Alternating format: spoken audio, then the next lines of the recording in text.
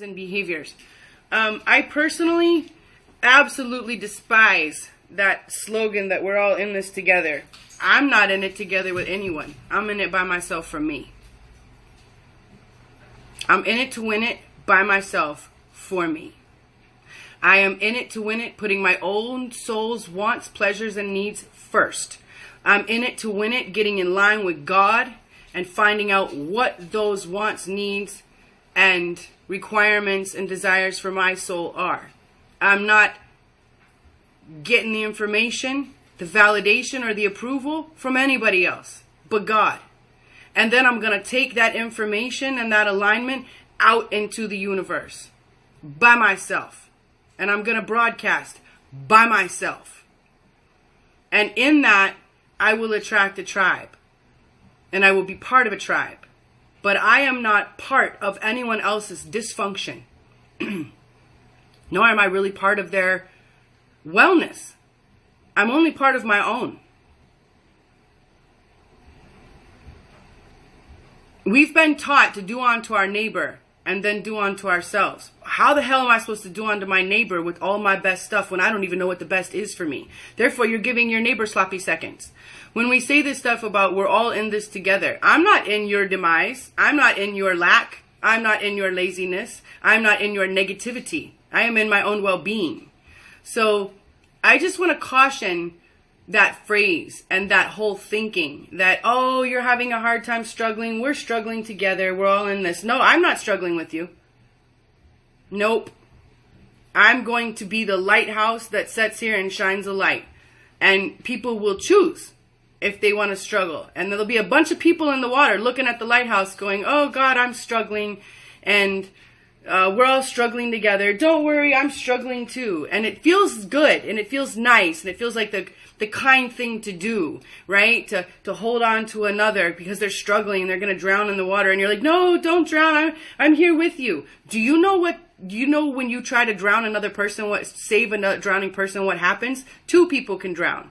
Do you know that when one person is drowning, they will push on the other person trying to save them because they're trying to get out of the water? They're not trying to be an asshole. It's called survival. So if you're in the water struggling right now, you're not doing a service to yourself or anyone else in the water by going, oh, we're all in this together. Isn't this horrible?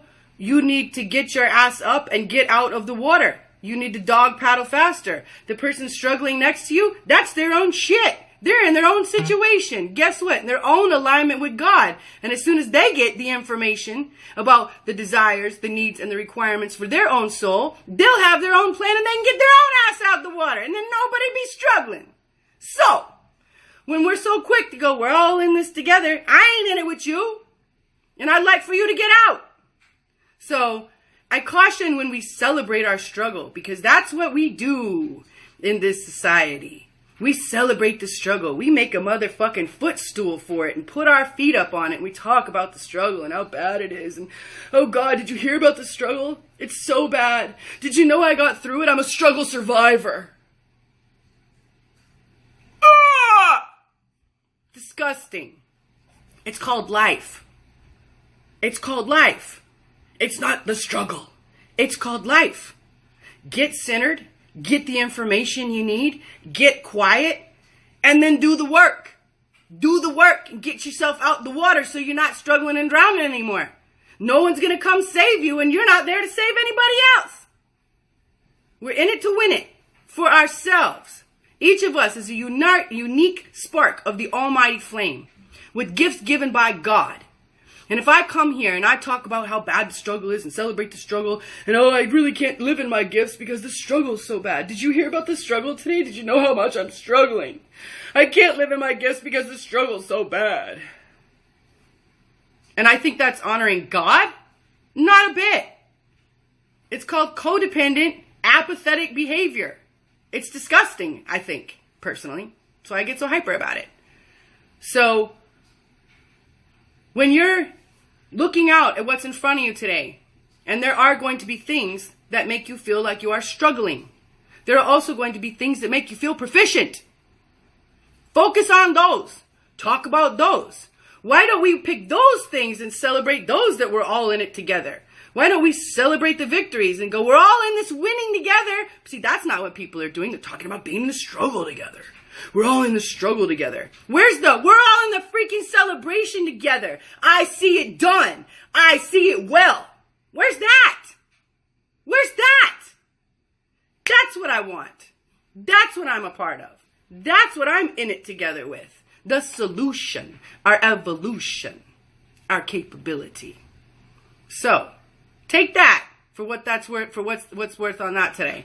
But because it's real easy to get caught up in less than thinking and lack behavior, in codependent, I'm not good enough and it's all so bad and I'll just take sloppy seconds and call it a day.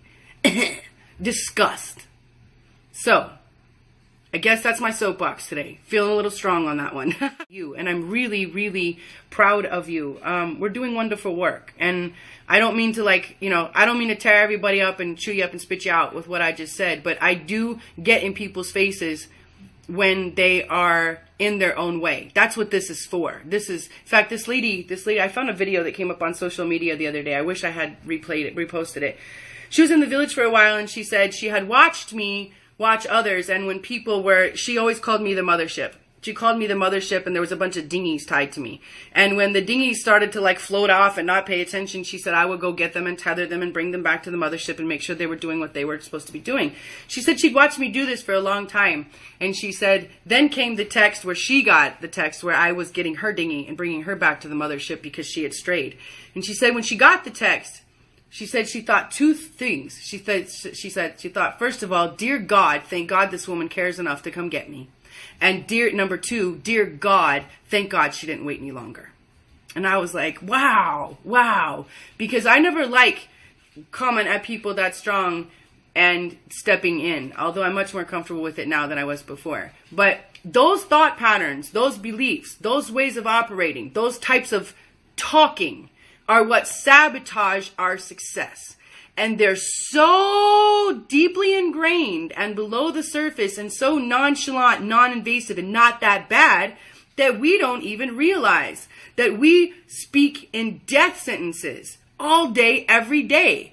Death sentencing our success, death sentencing our capability, death sentencing our progress, freaking promoting the struggle, celebrating our lack, and affirming our less than. It's craziness. And yet that's the way we've been taught to interact and relate and think about ourselves and our surroundings. So it behooves us to speak in a way that is beneficial and hospitable for our well-being. And promoting the struggle is not that way. So I love you all so much. I thank you for joining me, and I will see you later.